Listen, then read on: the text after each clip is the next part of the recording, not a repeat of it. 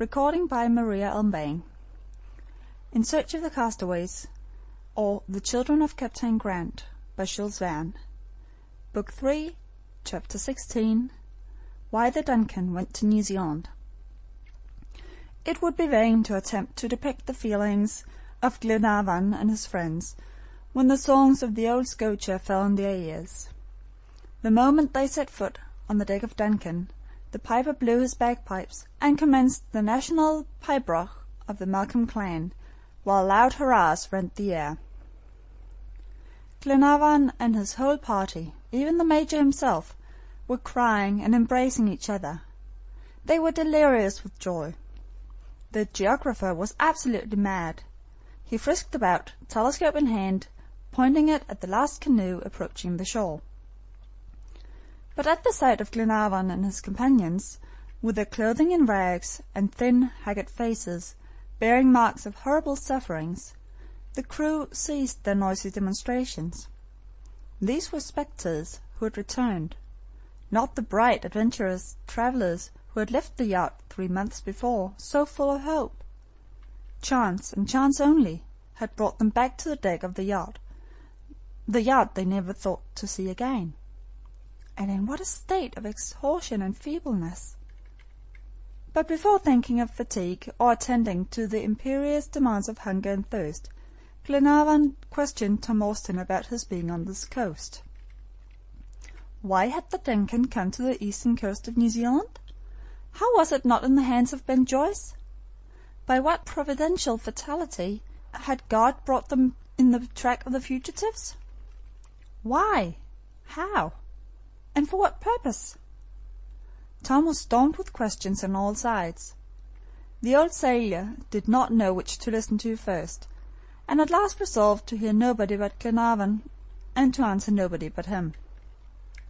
"But the convicts?" inquired Glenarvan. "What did you do with them?" "The convicts?" replied Tom, with the air of a man who does not in the least understand what he is being asked. "Yes, the wretches who attacked this yacht." "What yacht? Your Honour's?" "Why, of course, Tom, the Duncan, and Ben Joyce, who came on board." "I don't know this Ben Joyce, and have never seen him." "Never seen him!" exclaimed Paganel, stupefied at the old sailor's replies. "Then pray tell me, Tom, how is it that the Duncan is cruising at this moment on the coast of New Zealand?" But if Glenarvan and his friends were totally at a loss to understand the bewilderment of the old sailor, what was their amazement when he replied in a calm voice, "Why, the Duncan is cruising here by your Honour's orders." "By my orders?" cried Glenarvan. "Yes, my lord. I only acted in obedience to the instructions sent in your letter of January 14th. "My letter? My letter?" exclaimed Glenarvan. The 10 travellers pressed closer around Tom Austin, devouring him with their eyes. The letter dated from Snowy River had reached the Duncan, then. "Let us come to explanations, pray, for it seems to me I am dreaming. You received a letter, Tom?" "Yes, a letter from your Honour." "At Melbourne?" "At Melbourne, just as our repairs were completed." "And this letter?" "Was not written by you, but bore your signature, my lord." "Just so. My letter was brought by a convict named Ben Joyce." "No, by a sailor named Ayrton, a quartermaster on the Britannia." "Yes, yes, Ayrton or Ben Joyce, one and the same individual. Well, and what were the contents of this letter?" "It contained orders to leave Melbourne without delay and go and cruise on the eastern coast of "Australia!" said Glenarvan with such vehemence that the old sailor was somewhat disconcerted. "Of Australia?" repeated Tom, opening his eyes. "No, but New Zealand." "Australia, Tom, Australia!" they all cried with one voice. Austin's head began to feel in a whirl. Glenarvan spoke with such assurance that he thought, after all, he must have made a mistake in reading the letter. Could a faithful, exact old servant like himself have been guilty of such a thing? He turned red and looked quite disturbed. "Never mind, Tom," said Lady Helena. "God so willed it." "But no, madam, pardon me," replied old Tom. "No, it is impossible. I was not mistaken. Ayrton read the letter as I did, and it was he, on the contrary, who wished to bring me to the Australian coast." "Ayrton!" cried Glenarvan. "Yes, Ayrton himself. He insisted it was a mistake, that you meant to order me to Twofold Bay." "Have you the letter still, Tom?" asked the Major, extremely interested in this mystery. "Yes, Mr. McNabbs," replied Austin. "I'll go and fetch it." He ran at once to his cabin in the forecastle. During his momentary absence they gazed at each other in silence, all but the Major, who crossed his arms and said, "Well now, Paganel, you must own this would be going a little too far." "What?" growled Paganel, looking like a gigantic note of interrogation, with his spectacles on his forehead and his stooping back. Austin returned directly with the letter written by Paganel and signed by Glenarvan. "Will your honor read it?" he said, handing it to him. Glenarvan took the letter and read as follows: "Order to Tom Austin to put out to sea without delay, and to take the Duncan by latitude 37 degrees to the eastern coast of New Zealand." "New Zealand!" cried Paganel, leaping up. And he seized the letter from Glenarvan, rubbed his eyes, pushed down his spectacles on his nose, and read it for himself. "New Zealand," he repeated in an indescribable tone, letting the order slip between his fingers. That same moment he felt a hand laid on his shoulder, and turning around found himself face to face with the Major, who said in a grave tone, "Well, my good Paganel, after all, it is a lucky thing you did not send the Duncan to Cochin China." This pleasantry finished the poor geographer. The crew burst out into loud Homeric laughter. Paganel ran about like a madman, seized his head with both hands, and tore his hair. He neither knew what he was doing nor what he wanted to do. He rushed down the poop stairs mechanically, and paced the deck, nodding to himself and going straight before without aim or object, till he reached the forecastle. There his feet got entangled in a coil of rope. He stumbled and fell, accidentally catching hold of a rope with both hands in his fall. Suddenly a tremendous explosion was heard.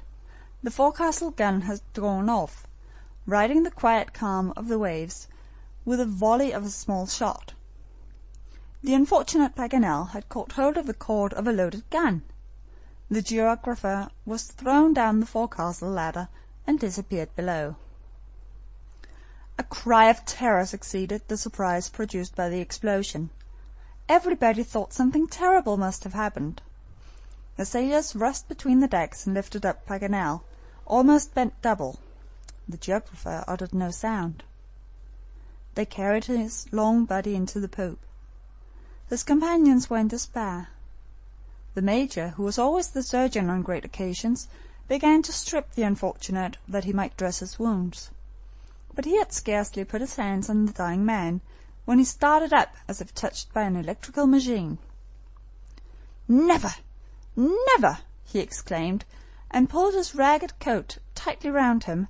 He began buttoning it up in a strangely excited manner. "But Paganel," began the Major. "No, I tell you." "I must examine." "You shall not examine." "You may perhaps have broken," continued Mr. McNabbs. "Yes," continued Paganel, getting up on his long legs, "but what I have broken the carpenter can mend." "What is it, then?" "There." Bursts of laughter from the crew greeted this speech. Paganel's friends were quite reassured about him now. They were satisfied that he had come off safe and sound from his adventure with the forecastle gun. "At any rate," thought the Major, "the geographer is wonderfully bashful." But now Paganel was recovered a little. He had to reply to a question he could not escape. "Now, Paganel," said Glenarvan, "tell us frankly about it. I own that your blunder was providential. It is sure and certain that but for you the Duncan would have fallen into the hands of the convicts. But for you we should have been recaptured by the Maoris. But for my sake, tell me by what supernatural aberration of mind you were induced to write New Zealand instead of Australia." "Well, upon my oath," said Paganel, "it is—" But the same instant his eyes fell on Mary and Robert Grant, and he stopped short, and then went on. "What would you have me say, my dear Glenarvan? I am mad. I am an idiot, an incorrigible fellow, and I shall live and die the most terrible absent man. I can't change my skin."